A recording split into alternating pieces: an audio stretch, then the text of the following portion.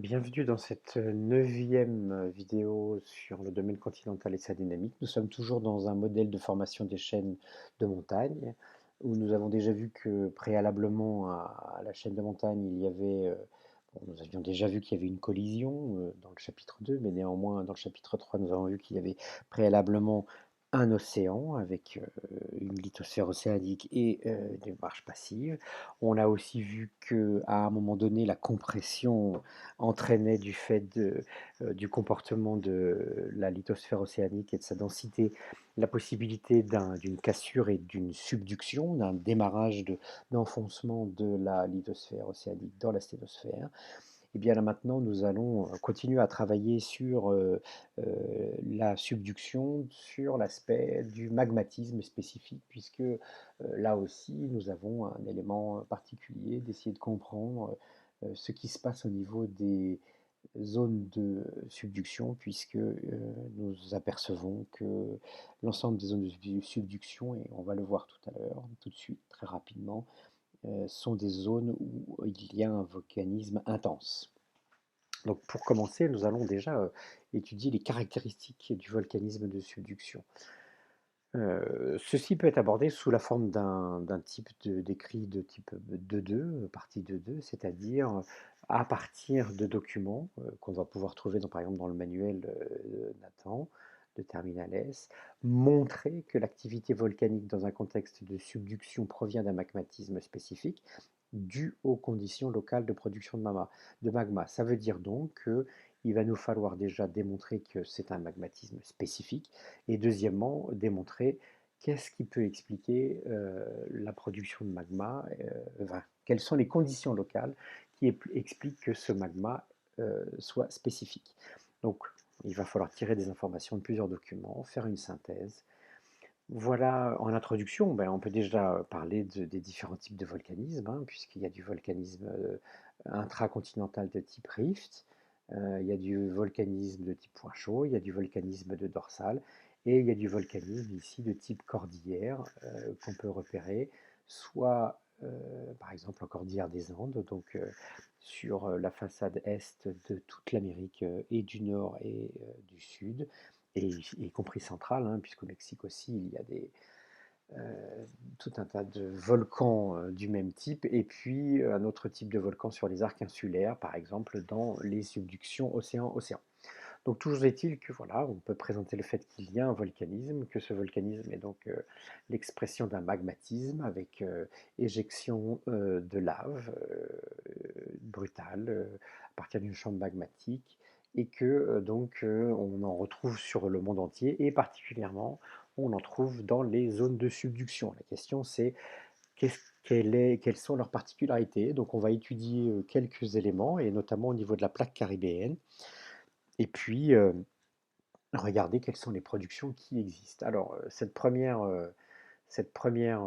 présentation montre l'effet du volcanisme qui est assez caractéristique de la ville de Plymouth, qui se trouve sous les cendres après une éruption majeure de la Soufrière Hills de Montserrat. Montserrat est une île qui est ici, avec donc un volcan, et on peut remarquer qu'il existe ici tout un chapelet d'îles qui se trouvent globalement à la même distance de la frontière entre les deux plaques.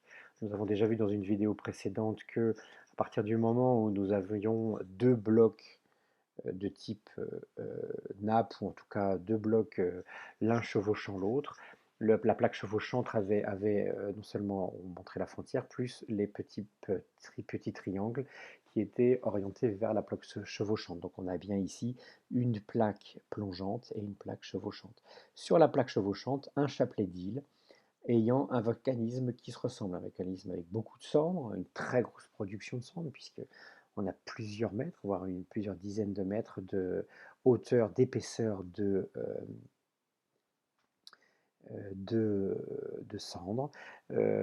Ici, donc c'est la plaque Caraïbe, qui se trouve donc à l'ouest de l'océan Atlantique, juste avant le continent américain.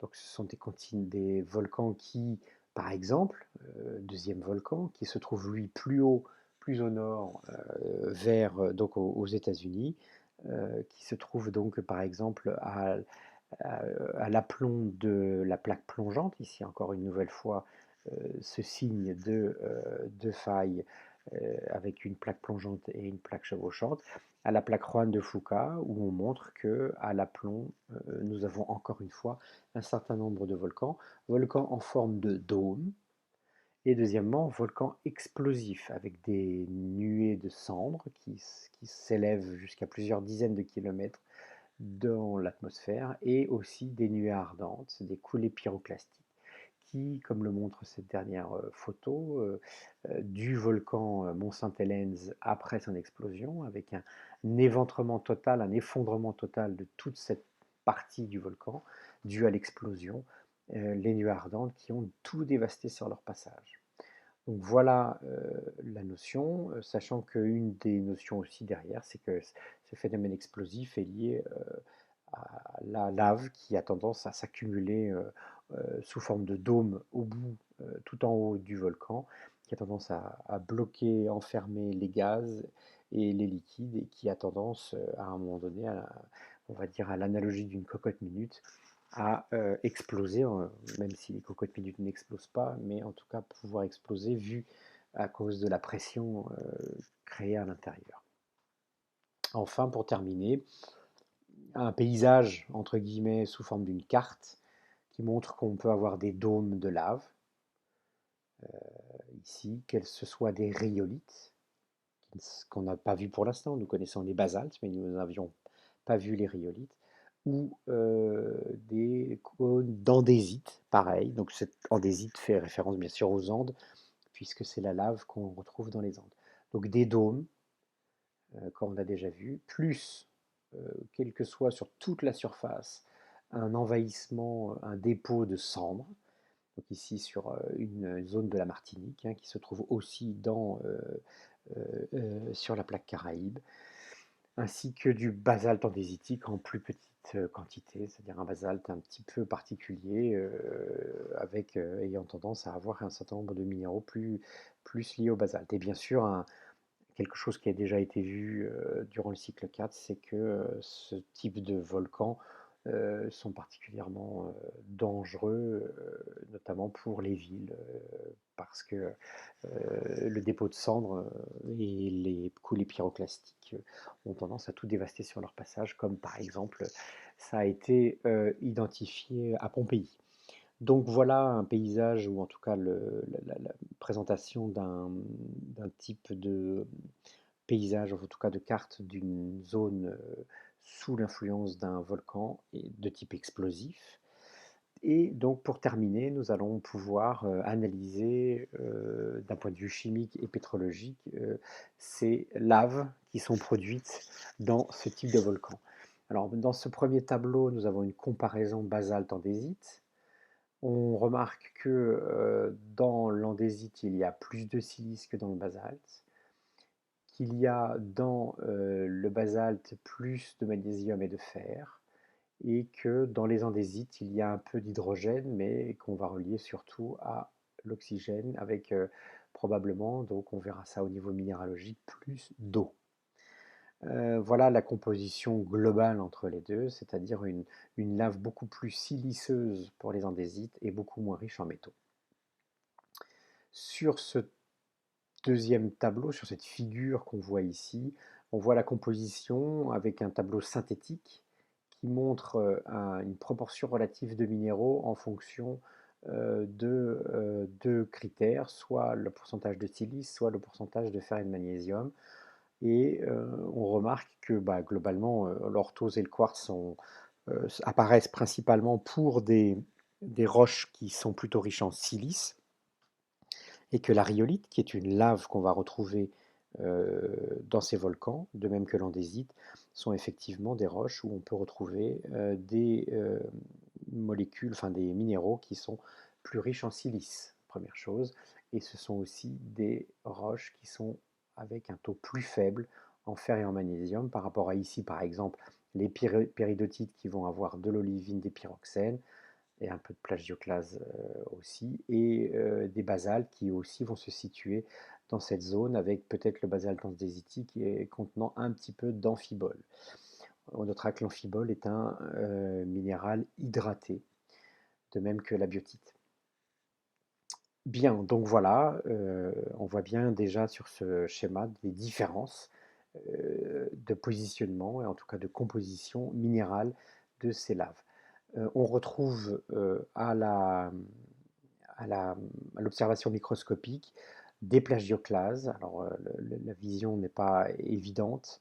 En tout cas, on retrouve des plagioclases, on retrouve de l'amphibole, on retrouve de la biotite et on observe bien sûr dans une lave, comme dans toutes les laves, puisque c'est le principe de refroidissement rapide, on retrouve un verre qui sert de fond dans lequel baignent les minéraux.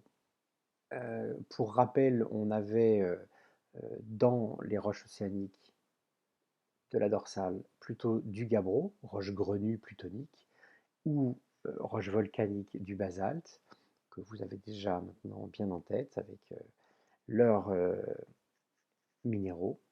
Et donc on va pouvoir à un moment donné commencer à comparer, et ça c'est très important quand on veut démontrer les différences, eh bien il va falloir compléter ce tableau en prenant une référence de l'Islande étant à la fois un point chaud et une dorsale.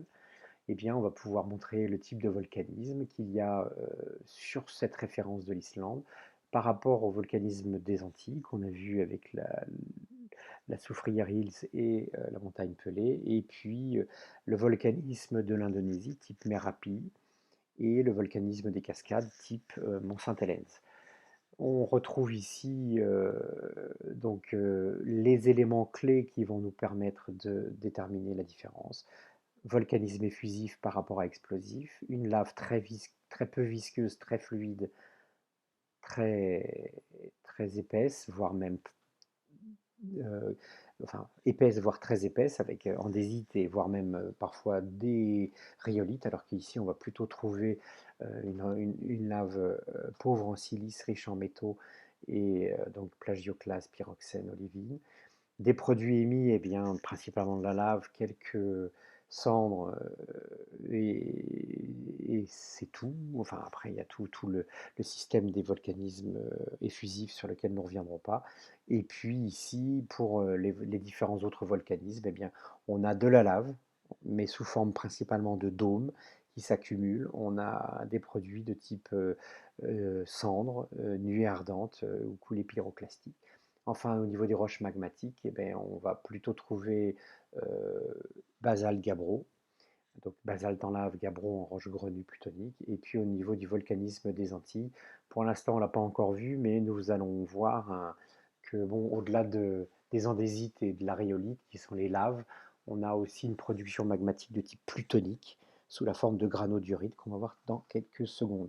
Et quant aux minéraux, bien, nous le disions tout à l'heure, plagioclase, pyroxène et olivine, parfois amphibole, mais très peu. Et ici, nous allons avoir la possibilité d'avoir donc plagioclase, amphibole, biotite, et pour les rhyolites, possibilité aussi de quartz et d'orthose, des feldspaths potassiques. Donc voilà les grosses différences qu'il faut travailler, arriver à faire soi-même.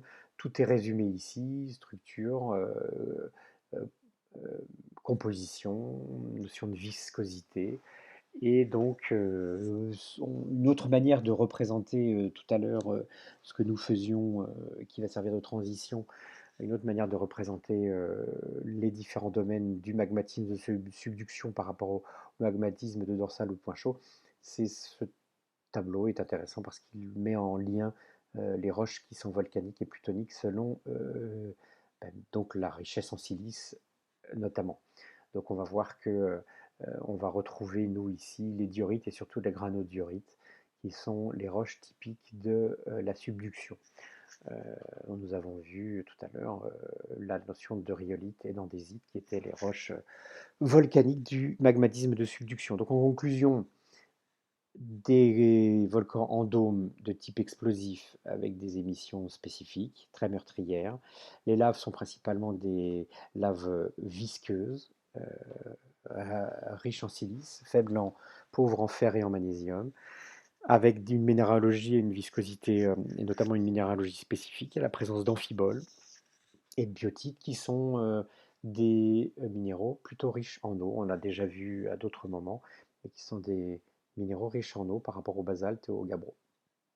Et donc on a bien une différence de magmatisme et de volcanisme dans cette partie du monde, dans ces volcanismes de subduction, avec aussi nous avons déjà noté, donc la présence de minéraux hydroxylés. Donc, la rapide approche sur justement les productions magmatiques plutoniques des zones de subduction. Donc, ce sont des granodiorites, pauvres en quartz, mais il y en a quand même, et surtout donc avec des feldspaths, de la biotite, des amphiboles, quelques ferromagnésiens, donc voilà, donc de type biotite, et puis parfois du pyroxène, mais rarement. Voilà un exemple de lame mince. On reconnaît encore une fois le plagioclase avec son code barre. On reconnaît les amphiboles, on reconnaît la biotite. Donc encore une amphibole ici. Et donc en fait voilà le type d'éléments qu'on peut retrouver. Alors peu de quartz. Donc effectivement voilà un quartz. En voilà un deuxième. Peu de quartz par rapport à un granit classique. Donc qui montre que la roche est beaucoup moins riche en silice. Voilà une autre vision de ce type de roche. Donc pour revenir en termes de culture générale de type géologique, bien sûr pas à retenir, c'est de montrer qu'en fait il existe euh, dans les granitoïdes, c'est-à-dire les roches qui s'apparentent au granit, tout un tas de, de différences qui permettent de différencier notamment les types de production, que ce soit en collision, post-collision, subduction, voire rifting. Donc ils vont faire la production d'un granit tout à fait spécifique, parce qu'il y a une contribution forte de la croûte continentale. Nous l'avions dit, nous l'avions déjà vu avec ces granites d'anatexie liés à la collision dans les croûtes continentales. Et ici, nous allons avoir un mélange, et on verra pourquoi, de croûte continentale et de contribution mantélique, voire dans les zones de rifting, même parfois dans certaines dorsales, mais bon, ça c'est anecdotique, production de granit, c'est granitoïde en tout cas, dont l'origine est bien sûr principalement mantélique. Même si, effectivement, d'un point de vue intellectuel, on sait que les productions mantéliques vont plutôt aller vers les gabbros, mais on peut avoir, de manière exceptionnelle, des granitoïdes issus d'une contribution plutôt mantélique. C'était une culture générale. Donc, conclusion, explosif, une viscosité épaisse, plutôt des andésites, avec aussi de la rhyolite, des granodiorites qui vont former des énormes blocs, comme les Andes par exemple, les Andes qui sont, ou la Sierra Nevada, qui sont d'énormes blocs de granodiorites produites en profondeur suite au magmatisme de la subduction. Une richesse en minéraux hydroxylés et l'ensemble de ces productions, et c'est là où on voit un peu la complexité du domaine continental, c'est qu'effectivement le domaine continental contient aussi des granitoïdes produits en profondeur au niveau des zones de subduction et des laves, puisque on a effectivement une production volcanique sur les volcans. Et si on prend par exemple du côté de Saint-Brieuc ou même du côté des monts du Lyonnais, on peut retrouver des laves de plusieurs centaines de millions d'années produites justement en zone de subduction, qui ont été ensuite remaniées, métamorphisées, liées aux différents phénomènes que nous avons déjà vus. Tout ça participant à l'accrétion continentale, la différence avec l'accrétion océanique qui, elle, était la production de matière au niveau des dorsales. Voilà comment on peut représenter un document qui est plutôt synthétique et qu'il faut savoir refaire avec la production de magma au niveau de la subduction qui va produire plutôt du volcanisme ou plutôt du plutonisme. Enfin, on a vu qu'il y avait des minéraux hydroxylés, et ça c'est un élément important qu'il faut souligner dans le magmatisme des zones de subduction, c'est qu'il y a une richesse en eau, et notamment on avait vu ça avec la biotite et avec les amphiboles. En prérequis, en préalable, nous allons rappeler ce que c'est que le géotherme, parce qu'il va nous servir, et donc il est important de l'avoir bien en tête. Le géotherme, c'est donc la modélisation, puisqu'on ne peut pas le mesurer directement. Comme on l'avait dit une première fois, les mineurs, quand ils descendent au profond de la mine, voient la température extérieure augmenter. Donc il est indéniable qu'il y a une augmentation de la température au fur et à mesure qu'on va dans les profondeurs de la Terre. Mais de manière indirecte, on a pu noter qu'effectivement, sur les 100 premiers kilomètres jusqu'à, on va dire, la base de la lithosphère, hein, puisque la lithosphère peut être aussi définie par sa base thermique, des 1300 degrés, eh bien, l'augmentation de la température est d'environ 10 à 30 degrés tous les kilomètres. Puis, une fois que la LVZ est franchie, qu'on passe dans la sténosphère jusqu'à à la discontinuité de Gutenberg vers le noyau, et l'augmentation est plus faible, mais néanmoins elle augmente progressivement jusqu'au noyau, etc., etc.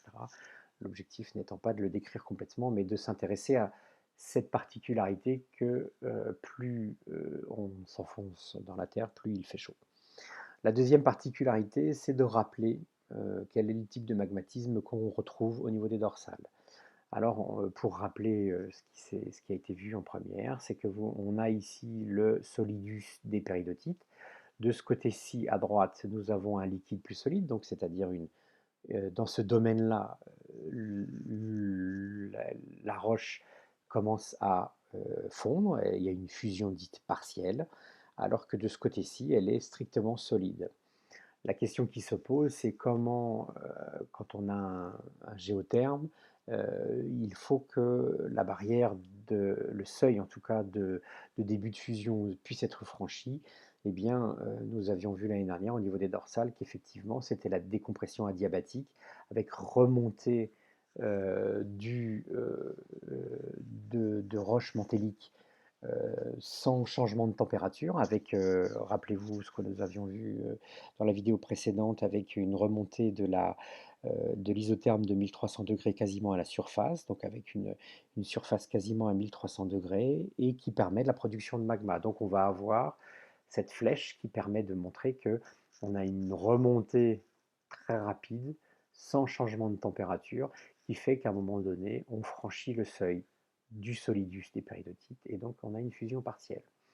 Eh bien, le problème qui se passe ici, c'est que ici nous avons le géotherme, c'est-à-dire la température en fonction de la profondeur, voilà. Et là, on a le fameux solidus des péridotites que nous venons de voir et que nous revoyons ici. Et on retrouve un peu la problématique qu'on avait vue tout à l'heure, c'est-à-dire que là, malheureusement, quelle que soit la profondeur dans laquelle se trouve la péridotite, enfin en tout cas la matière en subduction, si on prend un exemple de géotherme de subduction, jamais il va y avoir de production de magma, puisque le solidus ne sera jamais franchi. Donc là, on a un petit souci, c'est que la température n'est jamais assez élevée le long de la descente dans la subduction pour pouvoir faire créer du magma. Et pourtant, il y a du magma, puisque on a vu du volcan. Dernière chose qu'on peut observer dans notre travail, c'est qu'à l'aplomb des volcans, donc là où il y a production de magma, il y a toujours les plaques plongeantes, d'où qu'elles soient, d'où qu'elles viennent, que ce soit au Pérou, au Japon, au Chili, au Tonga, etc., etc. Toutes ces plaques passent par une zone qui se situe à 100 km de profondeur. On a ici la fosse et on a ici la suite de la plaque. Donc ça veut dire que à l'aplomb là où peut être produit le magma, qui va ensuite remonter par les failles jusqu'au volcan et produire donc ce volcanisme, ou par l'intermédiaire des granodurites qui va remonter, quel que soit le mouvement, érosion ou par remontée thermique,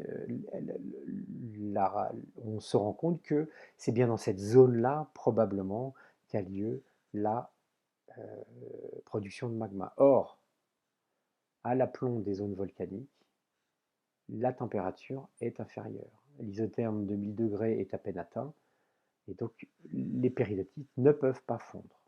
Donc on se retrouve, et ce qu'on avait vu tout à l'heure, le géotherme n'est pas ne croisent jamais la fusion des péridotites. D'où problème.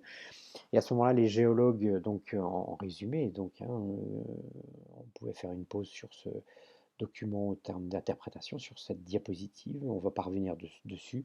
Le magma existe, il y a donc une production, mais comment se fait-il qu'il puisse y avoir une production due à ces 100 km? Eh bien, d'abord, la remarque qu'on s'était déjà faite, c'est que sur un basalte, par exemple, ici, nous avons un basalte, nous avons donc voilà un basalte, il n'y a pas d'amphibole, donc il y a très peu de minéraux hydratés, par contre il y en a beaucoup dans une diorite.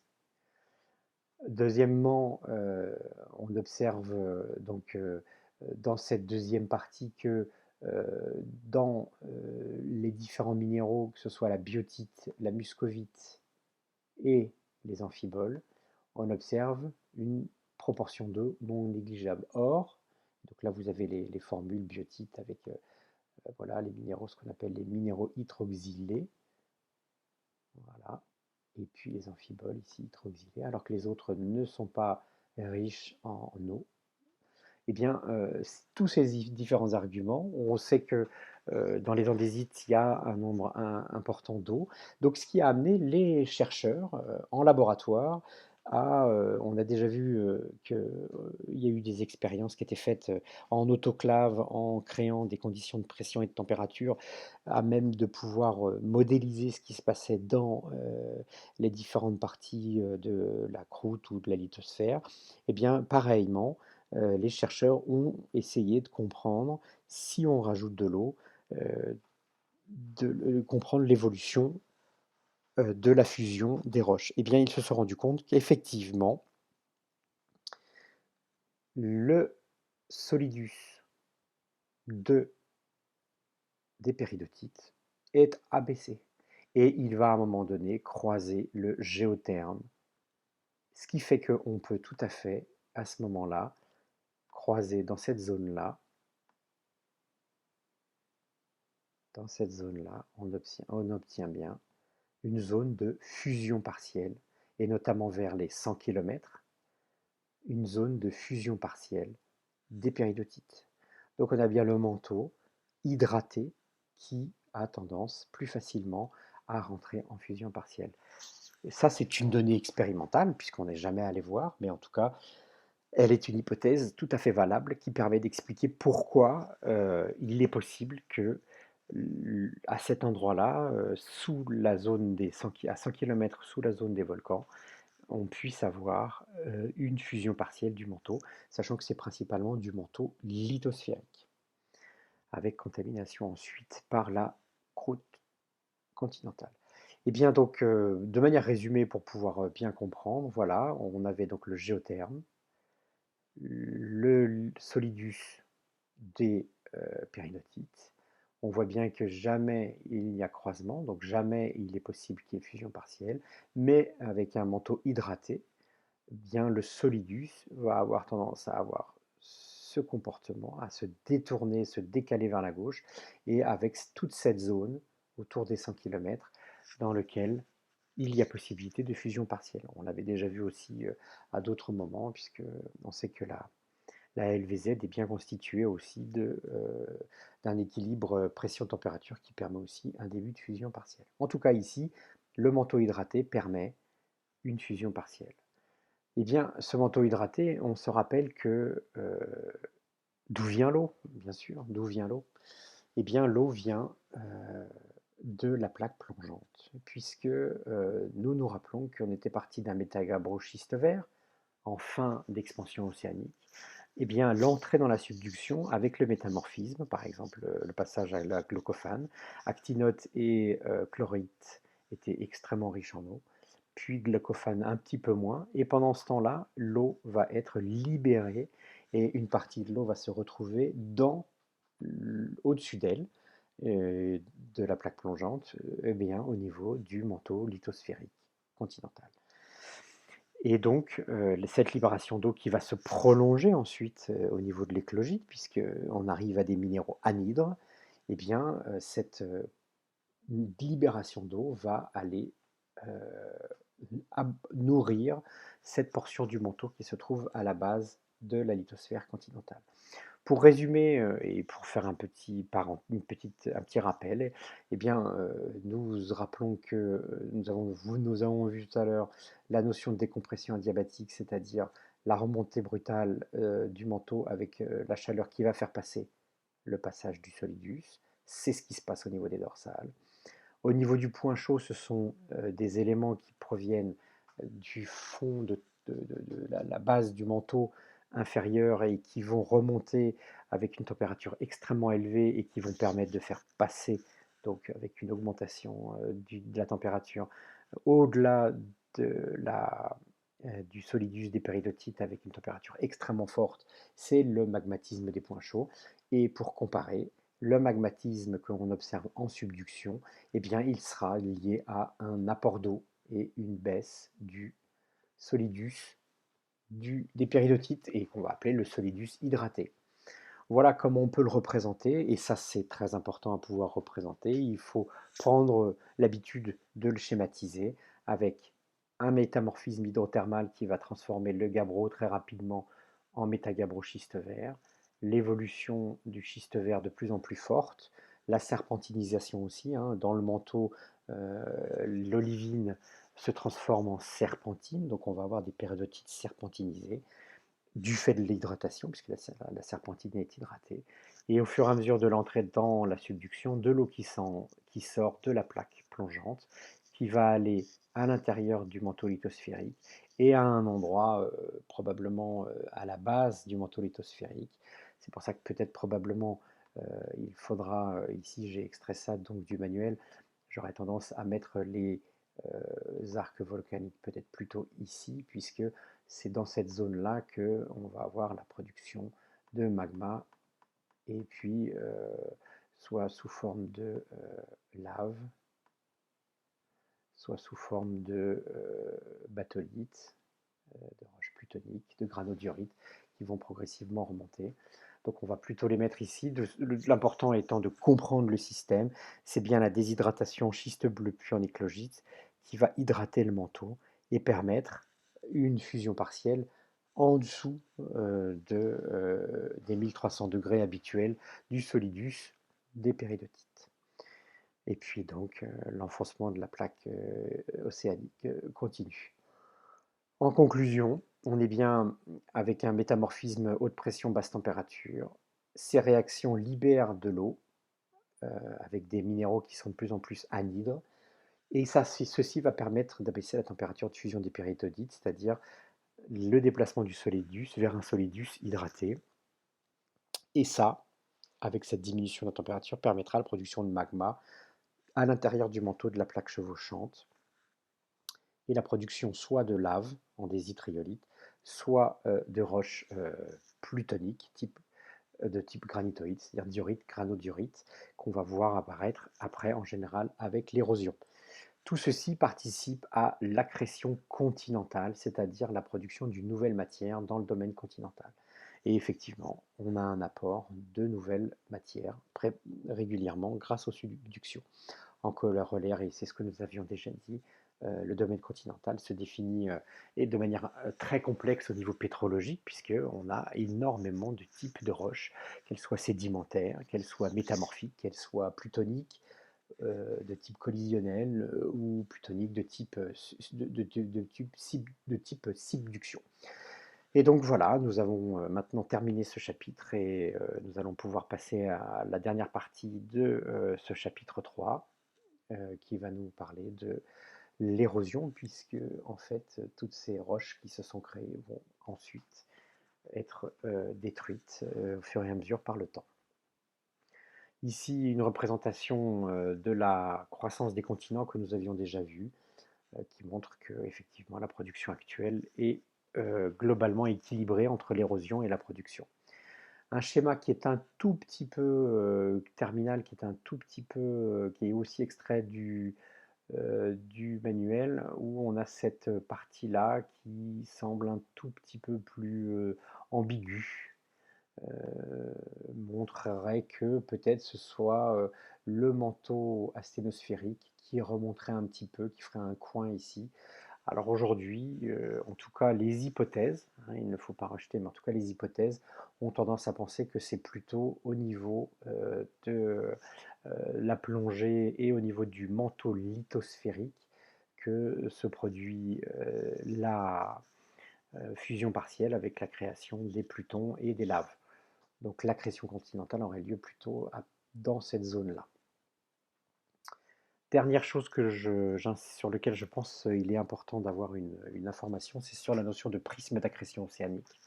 Sur certains schémas, comme sur celui-ci qui est tiré d'un site de SVT, euh, SVT Dijon, vous voyez un prisme d'accrétion. La notion de prisme d'accrétion est importante à connaître. Bon, là, ici, ce schéma-là, pour le coup, est assez bien construit, puisqu'on voit bien la production de magma par l'hydratation se situe bien au bon endroit en termes de lieu. Et donc, ce prisme d'accrétion, la question, c'est que c'est encore un autre terme par rapport à l'accrétion océanique et l'accrétion continentale. Le prisme d'accrétion océanique est en fait un prisme qui est lié par le rabotage des sédiments de la lithosphère océanique, qui se situe sur la lithosphère océanique. Et en fait, il se passe que, eh bien, comme on l'a déjà vu, en descendant, en passant sous la lithosphère continentale, la lithosphère océanique a tendance à racler et à créer des séismes notamment, a tendance à racler contre la lithosphère, la plaque chevauchante. Et bien ce raclage n'est pas sans conséquence puisqu'il y a un certain nombre de sédiments qui vont avoir tendance à être raclés et à s'accumuler en amont de la fosse de subduction. Et ceci est un prisme d'accrétion. C'est important de connaître le prisme d'accrétion, c'est pas toujours dans tous les schémas bilan, mais il est important à pouvoir identifier. Euh, deux, deux éléments intéressants qu'on peut trouver, que j'ai trouvé aussi dans des manuels de Terminal N, donc qui ne sont pas inintéressants. Le premier, c'est qu'en fait, il existe une telle accumulation dans le prisme d'accrétion qu'il est possible de créer une île de, uniquement constituée de sédiments océaniques de la plaque plongeante et qui ont été rabotés tellement qu'ils sont sortis de l'eau. C'est l'île de la Barbade. Et le deuxième, et qui est quand même non négligeable, c'est que dans les Alpes, tout le Queyras, une grande partie du Queyras, est constitué d'un prisme d'accrétion, en tout cas l'hypothèse est celle-ci, d'un prisme d'accrétion qui est rentré dans la subduction et qui a donc subi un métamorphisme, jusqu'à un métamorphisme de type schiste bleu, faciès schiste bleu, et ce sont les schistes lustrés du Queyras, que vous avez probablement entendu parler lors du stage l'année dernière. Premièrement, l'île de la Barbade. On reconnaît nos îles que nous avions sur la plaque Caraïbe. Ici, l'océan Atlantique avec la plaque océanique Atlantique. La zone de limite entre les deux plaques, avec ici la plaque qui va plonger sous la plaque Caraïbe. Eh bien, toute cette zone-là, couleur jaune, est en fait le prisme d'accrétion. Et au milieu de ce prisme d'accrétion, il y a une île, qui est donc l'île de la Barbade. Et l'île de la Barbade est totalement construite sur le prisme d'accrétion. Voilà quelques images où on voit les dépôts sédimentaires océaniques, plissés, bien sûr, pliés du fait du rabotage des sédiments qui se sont tellement accumulés qu'ils ont fini par sortir de l'eau. Voilà la forme du prisme d'accrétion tel qu'il a été identifié entre la plaque ouest atlantique et la plaque Caraïbe. Et donc les îles volcaniques étant ici, donc le chapelet d'îles qu'on a déjà vu pour leur volcanisme explosif, notamment par exemple à la Martinique ou à Soufrière-Îles, à Montserrat. Le deuxième élément qui est important avec le prisme d'accrétion, c'est qu'effectivement toute cette région du Queyras serait probablement, donc en tout cas, de schiste bleu, donc un faciès schiste bleu, donc avec de la glaucophane, schiste bleu étant en lien avec la présence donc d'un métamorphisme vers donc de la d'un métamorphisme de type subduction, donc haute pression, début de métamorphisme de haute pression. Donc là, une coupe avec le mont Viso qu'on avait déjà vu en termes d'ophiolite, qui, avec du faciès donc, éclogitique, et bien ici, nous avons toute une zone sur plusieurs kilomètres, une quinzaine, une vingtaine de kilomètres de large, avec ces faciès, hein. C'est un paysage très caractéristique qu'on voit ici sur ces photos, un paysage très caractéristique du Queyras, avec tous ces monts, avec ces schistes lustrés. En tout cas, c'est donc cette notion de schiste lustré et qui serait donc des schistes bleus issus d'un prisme d'accrétion. On a ici un peu une hypothèse, hein, il y a plusieurs hypothèses expliquant la descente dans le prisme du prisme d'accrétion et la remontée, l'exhumation euh, dans le cadre de la tectonique des Alpes. Voilà une hypothèse explicative de l'exhumation du prisme entré dans la